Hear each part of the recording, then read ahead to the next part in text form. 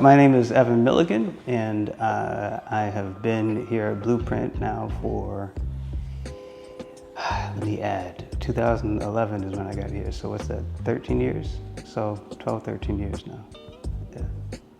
As a father, I just wanted to ask you, I think we learned a little bit, this song a little bit, maybe your father's part of your life. And I just wanted to ask you, how did that affect you?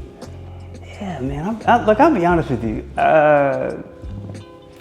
I didn't realize it was something that should concern me until much later in life, really 5-10 years ago. I think,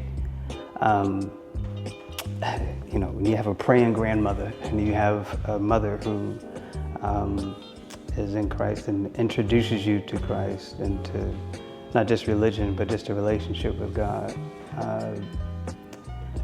I didn't feel like I was missing much. I just had some really strong women in my life, and then on top of that, they made sure that I was in church every Sunday. And so, being a musician since the age of 13, that just led me around church people. And so, specifically, there's a guy that used to teach our Sunday school. His name was Elder James Boyd, I'll never forget.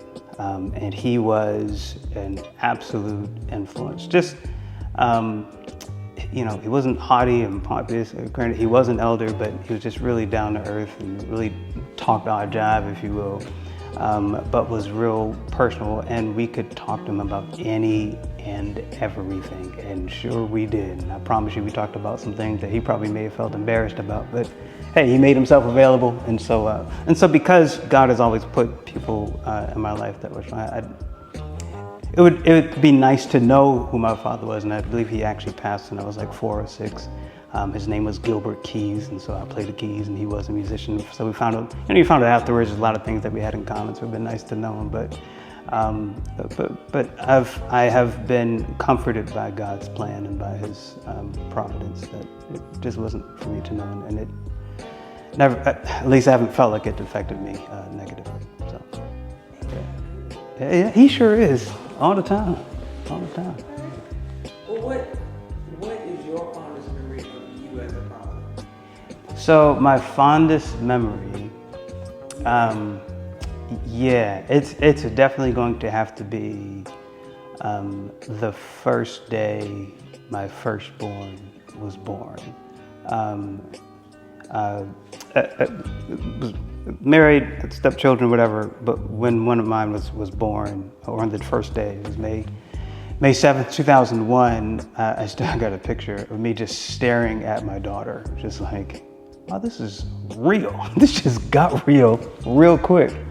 And just the, you hear about, we sing this song here about reckless love, and we hear about, while we were yet sinners, Christ died for us, and all this other stuff. And you hear about this unconditional love, but man, there's just something when it's your child, and you realize there's very little that you won't do for your child. And I remember even explaining to her and the rest of them later on, there's not a whole lot that you're going to be able to do that's going to stop me from loving you. And that wasn't learned, it wasn't taught, it was just something that I just remember, it just kind of just overwhelmed me and just took me there, if you will.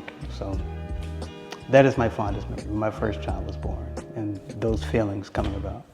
So.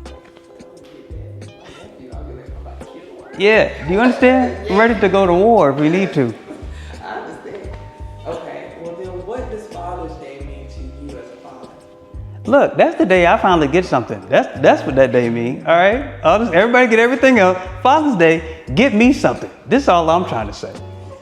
But no, besides that, no, it's just for me, it has always been honestly a re-celebration of Mother's Day for me, honestly, because I'm very thankful for what my mother and my grandmother instilled in me through all of my years. So, but again, thankful for the fathers, thankful for the fathers or people that were like father figures in my life throughout the years. But it's kind of for me just been a re-celebration of Mother's Day for the most part.